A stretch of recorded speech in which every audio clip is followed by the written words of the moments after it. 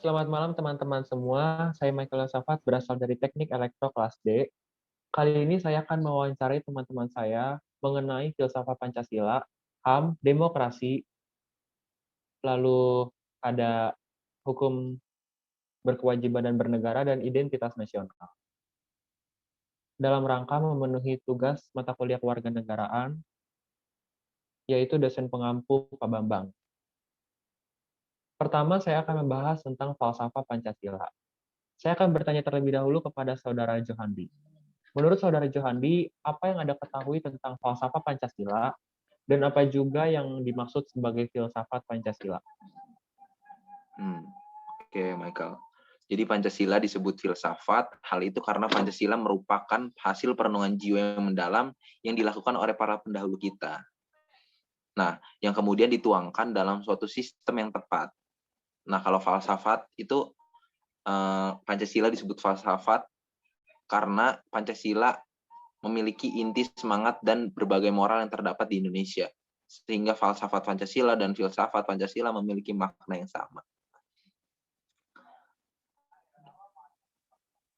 Oke, kalau misalnya menurut Saudara Johandi, filsafat Pancasila memiliki makna yang sama. Meninjau poin bahwa Pancasila disebut filsafat, mengapa sila-sila dalam Pancasila tersebut disebut sebagai sistem filsafat? Jelaskan hubungannya dengan sifat-sifat sila Pancasila yang organis. Nah, Pancasila kan adalah dasar negara bangsa Indonesia sekaligus sumber dari segala sumber hukumnya. Dengan demikian, dalam menyelenggarakan kehidupan berbangsa dan bernegara, maka Pancasila diposisikan sebagai acuan dasar. Nah, Pancasila juga disebut sistem filsafat karena Pancasila terdiri atas 5 sila yang masing-masing mengandung nilai filosofis yang sesungguhnya digali langsung dalam diri bangsa Indonesia. Sehingga bukan hal yang sulit menjadikan Pancasila sebagai dasar kehidupan bermasyarakat, berbangsa, dan bernegara Indonesia. Gitu kira-kira.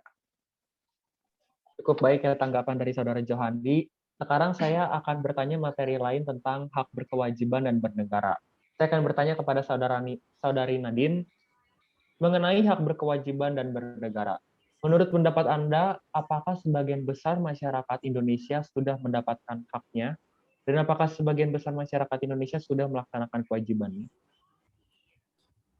Mengenai hak berkewajiban bernegara, sebenarnya lembaga-lembaga berwenang sudah melakukan tugasnya semaksimal mungkin secara tertulis, yaitu terdapat dalam setiap pasal yang ada di undang-undang. Jadi, misalnya, masyarakat Indonesia memiliki hak atas pekerjaan dan penghidupan yang layak yang diatur dalam pasal 27, hak untuk mempertahankan kehidupan, pasal 28, dan hak memeluk agama, hak menggunakan fasilitas kesehatan seperti BPJS, dan masih banyak lain. Akan tetapi secara aktual, hak-hak tersebut itu masih belum terpenuhi 100%. Hal tersebut dikarenakan masih ada saja oknum-oknum yang mempersulit hak masyarakat Indonesia.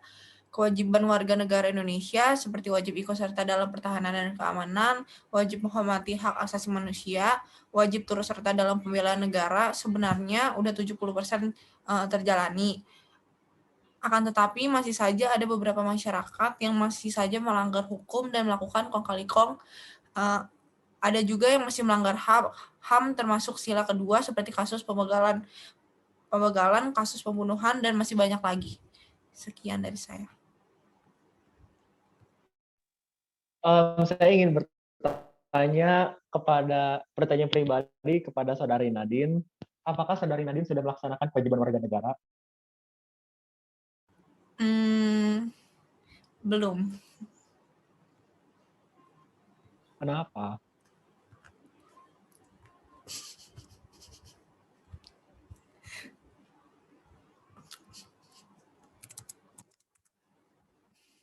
Udah skip, udah lu gak tau jawabannya ya. Lu gak jelas anjir, jujur lu gak jelas banget. Males gue kalau beda skrip. Udah nomor 4 sekarang. Gue gak mau lo ya ini diulang lagi. Iya, di-cut nanti, di-cut. Bodoh amat lu yang crop.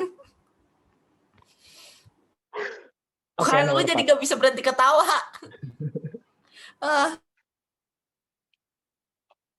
Jadi menurut Saudari Nadine, 70% masyarakat Indonesia sudah mendapat haknya, tapi ada beberapa hak yang belum terpenuhi ya.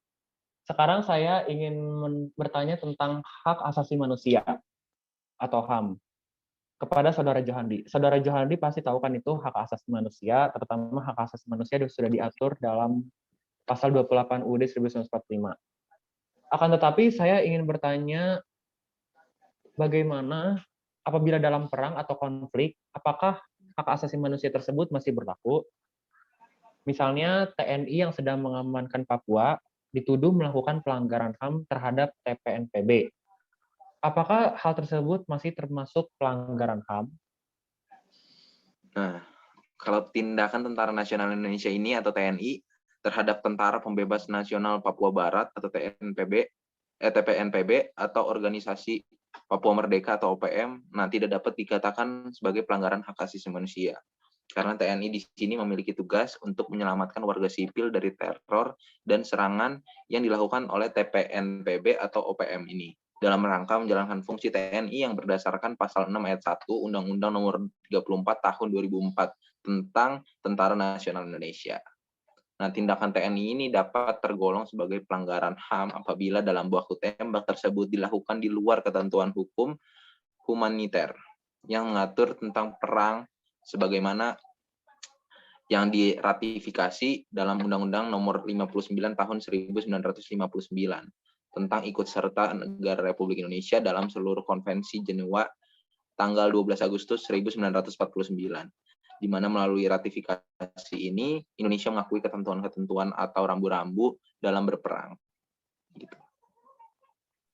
Oh, berarti hal tersebut dapat dikatakan sebagai pelanggaran HAM ya? Tidak dapat dikatakan pelanggaran HAM. Oh iya. Saya akan bertanya ke poin nomor 5, yaitu mengenai demokrasi. Saudara Johandi dan Saudari Nadine pasti sudah tahu kan demokrasi, terutama kalian juga pernah mengikuti OSIS, termasuk anggota OSIS, jadi sudah tidak asing dengan kata demokrasi. Akan tetapi saya ingin bertanya kepada Saudari Nadine mengenai demokrasi. Menurut Nadine sendiri, apakah yang dimaksud demokrasi? Dan menurut Saudari Nadine, bagaimana pelaksanaan demokrasi di Indonesia? Menurut saya, demokrasi itu adalah bentuk pemerintahan di mana semua warga negaranya itu memiliki hak yang setara dalam pengambilan keputusan yang dapat mengubah hidup mereka. Demokrasi juga mengizinkan warga negara untuk berpartisipasi baik secara langsung atau perwakilan dalam perumusan, pengembangan, dan pembuatan hukum. Pelaksanaan demokrasi di Indonesia saat ini dapat dinilai berjalan dengan baik. Hal itu tercermin ketika pemilihan presiden dan wakil presiden ke-7. Hasil survei juga menunjukkan bahwa 77,9% publik setuju bahwa demokrasi adalah sistem pemerintahan terbaik dibandingkan sistem lainnya, dikarenakan sistem ini rakyat bebas mengeluarkan pendapat dan bebas memilih pemimpin sesuai dengan hati nurani rakyat. Hanya 11,1% responden yang menyatakan bahwa tidak setuju dengan sistem demokrasi di Indonesia. Hal tersebut karena kurang berpihak pada rakyat kecil. Politik kurang dan demokrasi hanya berpihak pada golongan tertentu.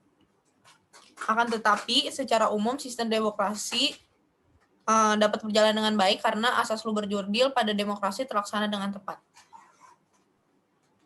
Berarti sistem pemerintahan demokrasi di Indonesia berarti sudah berjalan dengan baik ya, Saudari Nadine? Ya. Saya ingin bertanya kepada Saudari Nadine. Saya ingin bertanya kepada Saudari Nadine, semasa sekolah Anda, apakah pernah melaksanakan sistem demokrasi?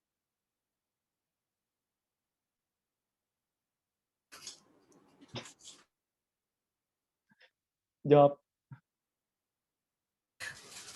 Pernah. Kalau misalnya pernah, ketika itu dalam rangka apa? Dalam rangka pemilihan ketua OSIS. Apakah asas luber jurdil ketika itu berjalan dengan lancar? Iya, berjalan dengan lancar. Oke, terima kasih kepada Saudari Nadine. Lanjut ke materi yang terakhir, saya ingin bertanya tentang identitas nasional. Pasti Saudara Johandi dan Saudari Nadine tidak asing juga tentang identitas nasional, karena identitas nasional ini sudah dipelajari dari SD. Saya ingin bertanya terlebih dahulu kepada Johandi. Apa sih yang Anda ketahui tentang identitas nasional dan sebenarnya apakah tujuan adanya identitas nasional itu sendiri? Nah, kalau kita telaah dari kata-katanya itu identitas. Identitas itu merupakan jati diri yang telah melekat, yang kemudian dapat membentuk sebuah ciri khas. Nah, setiap negara itu memiliki identitas yang dapat membedakan dari negara-negara lainnya. Gitu. Seperti yang kita tahu, coba jati diri Indonesia pasti Michael juga tahu kan? Jati diri Indonesia tuh pasti Michael tahu. Apa tuh Mike? Waktu itu jati diri Indonesia. Maksudnya? Iya, kan setiap negara itu mempunyai jati dirinya masing-masing. Nah, Indonesia juga punya jati diri itu gitu.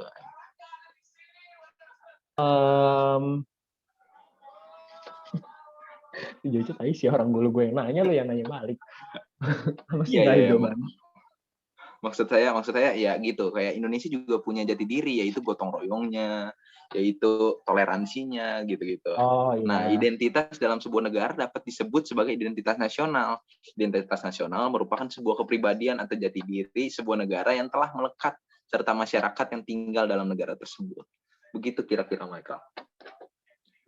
Berarti identitas nasional itu memiliki fungsi yang sangat berarti ya untuk di bangsa Indonesia ini. Sangat berarti banget. Saya ingin bertanya tentang pengetahuan Nadine. Apa sih yang Anda ketahui tentang identitas nasional? Bolehkah Anda sebut beberapa contoh bentuk identitas nasional yang Anda ketahui? Oke, boleh. Jadi dalam buku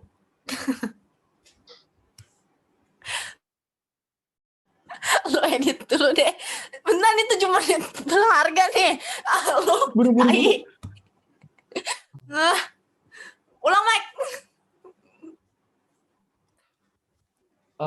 Saya ingin bertanya kepada saudari Nadine tentang identitas nasional yang Anda ketahui. Boleh tidak untuk Anda sebut beberapa contoh bentuk identitas nasional yang Anda ketahui? Oke, dalam buku di aduh, salah lagi anjing. Salah ngomong. Langsung aja ya gue jawab ya. Aduh. Dalam buku Rosmawati dan Hasan Al-Mulkan yang berjudul Pendidikan Kewarganegaraan pada tahun 2020 menjelaskan bahwa bentuk-bentuk identitas nasional Indonesia antara lain sebagai berikut. Jadi ada bahasa nasional atau bahasa persatuan yaitu bahasa Indonesia. Terus bendera negara yaitu merah putih, lagu kebangsaannya Indonesia Raya, lambang negaranya ada Garuda Pancasila, dan yang paling terkenal yaitu semboyan negara. Apa coba Michael? Walaupun berbeda-beda, tetapi tetap satu. Benarkah saudara Nadine? Itu pengertiannya. Itu mungkin artinya ya Michael ya, itu Iya. mungkin artinya. Semboyannya sih Bhinneka Tunggal Ika. Oh iya. Kalau boleh tahu, buku Rosmawati itu apa? Udah, stop. Itu lu yang lu nggak jelas banget, lu ngambil dari buku PKN anjir. Lu bikin orang malu yang bacanya. Udah diem. Oke, sekarang cepat terima kasih. Oke, terima kasih atas kesempatannya untuk mau bersedia waktunya pada saudara Johandi dan saudari Nadine. Semoga ilmu-ilmu yang Anda sampaikan ini dapat tersalurkan dengan baik pada masyarakat luas. Terima kasih. Sama-sama. Nomor 6 tadi mau diulang nggak, Mike? Yang gue nanya lu, Mike? Enggak, udah gue cut aja. Oke. Udah ya, gue stop ya. Ya.